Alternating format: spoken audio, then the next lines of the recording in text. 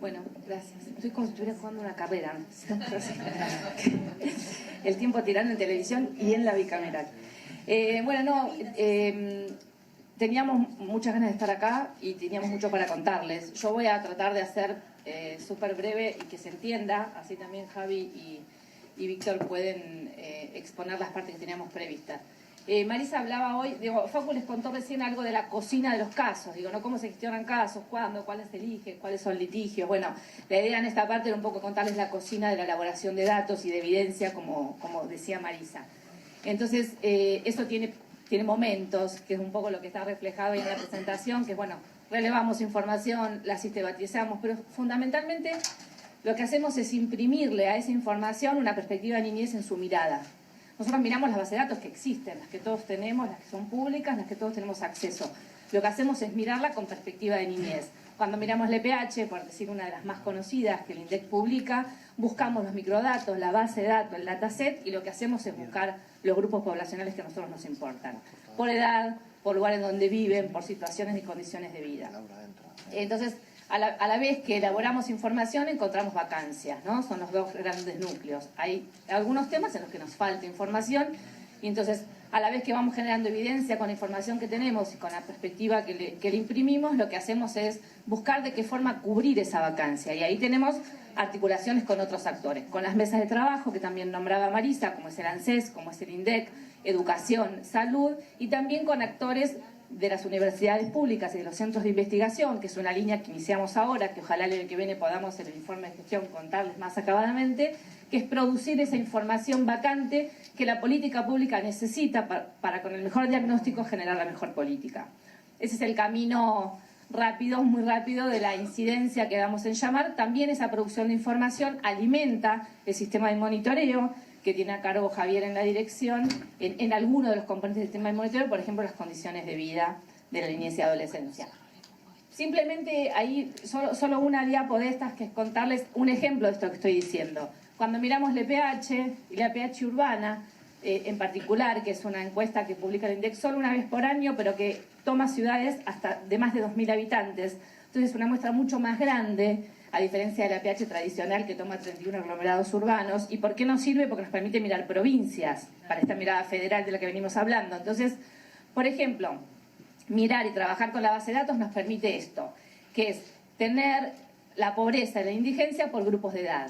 Entonces poder ver cómo, ahí la columna verde oscura es la pobreza de 0 a 17, la violeta es de 18 más, y la línea marrón del medio es el promedio. A simple vista, no para detenerse ni un poco en los datos, lo que podemos ver es cómo esa secuencia de 2016 al 2021 de la pobreza, todos los grupos poblacionales acompañan la curva, pero la niñez siempre es muy superior. En la placa siguiente vemos lo mismo para la indigencia. Todo esto además forma parte de documentos que están publicados en la ADEFE, ¿no? Pero podemos volver con las preguntas, no me quiero extender en eso. Lo mismo para la indigencia. Y en la placa siguiente, por ejemplo, nos permite ver esto también. Marisa hoy decía, los chicos y las chicas son el 29% de la población. Pero cuando miramos el total de la población de pobres, los chicos y las chicas son el 38%. Y cuando miramos el total de la población de indigente, los chicos y las chicas son el 45%. Entonces lo que podemos ir viendo es esa sobrerepresentación cuando empezamos a mirar los grupos vulnerados, como son los pobres y los indigentes. Por dar un ejemplo de para qué nos sirve esto de manosear en el mejor sentido los datos e imprimir una perspectiva para la misión y función que tiene esa institución. Bueno, otra de las cosas posibles es esto, es mirar al interior de los hogares con quién viven los chicos. ¿Viven con otros chicos? ¿De qué edades? Porque eso nos permite, por ejemplo, hacer algo que es a lo que voy a pasar para no extenderme en el tiempo que nombraba Marisa, que es identificar a los adolescentes. E identificar si los adolescentes viven con otros niños menores de edad que, por ejemplo, ya son perceptores en su hogar de la tarjeta alimentar o no, o viven solo entre adolescentes, porque entonces la estimación de esa población, siempre nosotros lo que buscamos es esas estimaciones que nos permitan ser propositivos a los poderes del Estado. En este rol de asesorar también a este poder del Estado, al poder legislativo, al poder ejecutivo, de brindar conocimiento en un camino de la incidencia y la exigibilidad a partir de una propuesta y una mirada concreta sobre el problema y lo más desagregado del problema para ajustar lo más posible el diagnóstico para la mejor política pública. Ese siempre es el objetivo con el que nos manejamos. Por eso miramos mucho no repetir lo hecho. Por eso hacemos relevamientos exhaustivos sobre qué hay dicho sobre los temas y cuál es el aporte de esta institución que es singular y distinta a todas las otras en el tema de la protección de derechos de niños, niñas y adolescentes. Ese es el desafío. Ya no sé en qué día voy. Bueno, son pasadas. ¿Quién es Mechi que está por ahí? Gracias. Gracias, Mechi. No te veía. Me detengo esto porque tiene que ver o complementa lo que contaba Marisa vinculado a la UH. La incidencia en el decreto 840, una de las incidencias mayores es que los chicos ya no se caen de la asignación universal ante la no presentación de libretas de vacuna y de escolaridad. Acá lo que muestra el gráfico son que dejó de haber esas picos hacia abajo, digamos, esas caídas brutas de asignación, y hacia el año 2020, que es la última parte del gráfico, se estabiliza. Entonces, es en números poder dar cuenta del seguimiento que estamos haciendo exhaustivo de qué pasa con la implementación de ese decreto. En la siguiente, bueno, esto es sobre etiquetado frontal, ley de alimentación saludable. Yo aquí sí marcar algo que tiene que ver con la forma de gestionar, que creo que es un poco lo que les venimos a contar, es que en las incidencias o el asesorar a los legisladores y imprimir una dinámica para el debate de esta ley, trabajamos junto con la Dirección de Relaciones Institucionales, que a cargo de Marcelo, que los compañeros miran las normas, elaboran las normas, asesoran a los legisladores, esa es la búsqueda sobre la perspectiva de niñez de las normas, y ahí, junto con los datos, juntamos la información de forma tal de poder hacer una incidencia que es, un poco Marisa lo contaba, Facundo también, porosa en relación a todas las áreas y direcciones que tiene la Defensoría. En la siguiente, Mechi. Sí. Vengo como corriendo. Esto muestra también la incidencia en tarjeta alimentar que les contaba Marisa en números. En mayo del 2021 se dio esta ampliación en cobertura, tanto de más población y más dinero también. Entonces ahí se generó una mayor, se duplicó la cantidad de población de niños, niñas y adolescentes que recibía la tarjeta alimentar a partir de mayo del 2021. Los valores que están abajo son los valores actuales de la prestación, y también sumar a lo que decía Marisa, que además de seguir pidiendo la expansión de la tarjeta de chicos en hogares con chicos hasta 17 años, también seguimos pidiendo que la tarjeta se ate a algún mecanismo de indexación, ¿no me sale la palabra?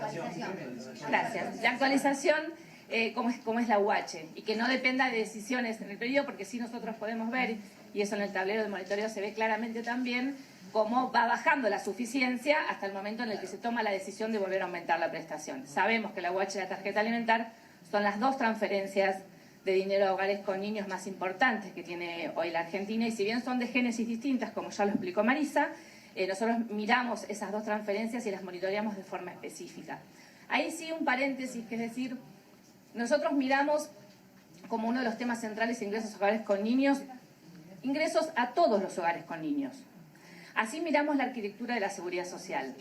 Miramos los hogares cuyos padres, por tener sueldos altos, deducen ganancia por los niños que crían. Miramos los hogares cuyos padres tienen trabajos registrados y cobran asignaciones familiares. Y miramos los hogares donde sus cuidadores no tienen trabajo y entonces cobran asignación universal por hijo.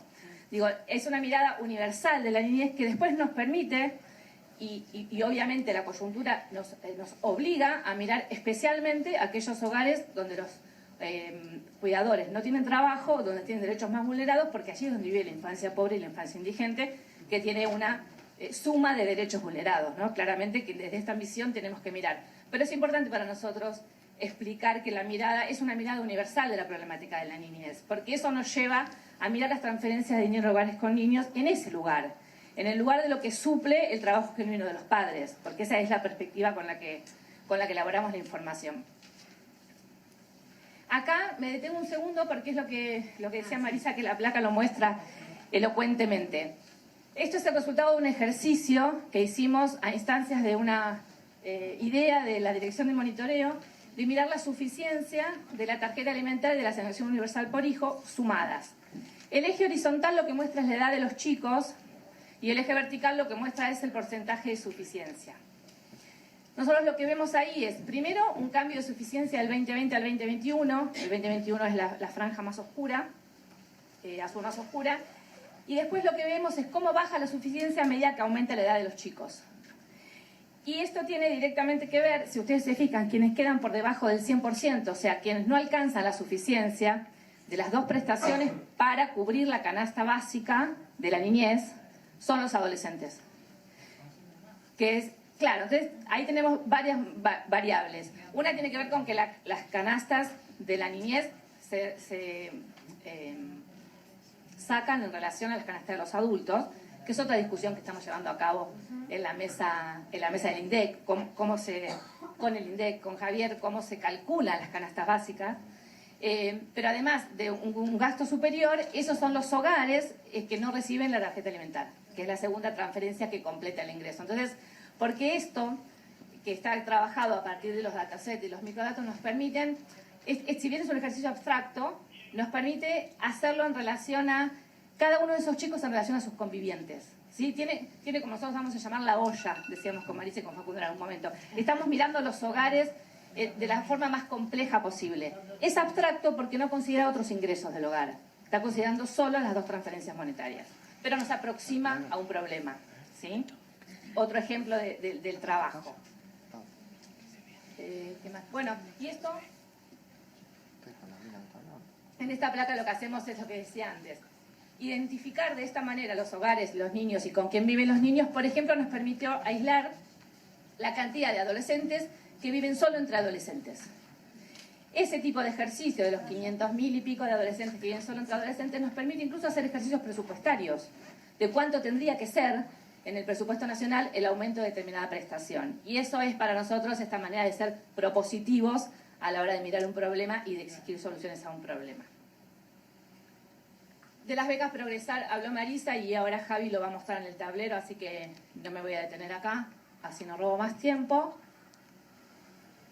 Y por último, este es un ejemplo de otro tipo de incidencia y otro tipo de elaboración con bases de datos, de trabajos con base de datos, distinta a la de ingresos, que es la que veíamos hasta ahora. Esto tiene que ver el manejo de las datasets del Ministerio de Salud vinculado a los enfermos de COVID. Nosotros pudimos mirar, a partir de trabajar con las bases de datos, cómo impactaba la enfermedad en los chicos de 0 a 17 años. Que si bien siempre supimos no eran los que más se afectaban por la enfermedad, el número de enfermos por COVID de los niños tampoco fue nada despreciable. Digo, 664.872 chicos contrajeron COVID, 771 se internaron en terapia intensiva y 312 fallecieron. Digo, los chicos sí se enferman de COVID. Y una de las cosas más importantes que pudimos ver ahí también, cuando la base de datos empezó a contarnos sobre la vacunación, por ejemplo, es que a medida que aumentaba la vacunación de la población adulta, se enfermaban más proporcionalmente los chicos. Los chicos siempre fueron entre un 6 y un 10% de los enfermos de COVID. Cuando la población adulta se empezó a inmunizar, esa proporción llegó a más del 20%. Y eso nos permitía poner una luz ahí y una preocupación. Entonces acá hicimos dos cosas. Una, incidimos sobre la sala de salud del Ministerio de Salud, que antes mostraba el corte de edad de 0 a 19, y nosotros le propusimos a la ministra Bisotti, en su momento le llevamos los reportes que hacíamos nosotros y la sala de salud los tomó. No solo mirar el grupo 0 a 17, sino mirar los grupos al interior de ese grupo. ¿Qué pasa con chicos que van al jardín, que van a la primaria, que van a la secundaria? Y poder poner esas lupas en cada uno de los grupos poblacionales en ese tema en particular. Entonces, contarles otro manejo que nos permiten los datos al interior de la dirección en la Defensoría y la Defensoría toda, como decía Marisa. Y por último, para mí decirles que para nosotros es muy importante estas instancias, además, porque realmente creemos en este rol de asesorar a los poderes del Estado que tiene la Defensoría. Y todo este trabajo técnico que nosotros desplegamos con profesionales de una forma muy importante en cada uno de los equipos, a nosotros nos gusta pensar que está a disposición de las mejores leyes, de las mejores propuestas y de las mejores políticas públicas. Así que creo que estas instancias y lo que estas instancias nos habiliten para nosotros como profesionales trabajando hoy al interior de la Defensoría es muy importante. Bueno, corrí.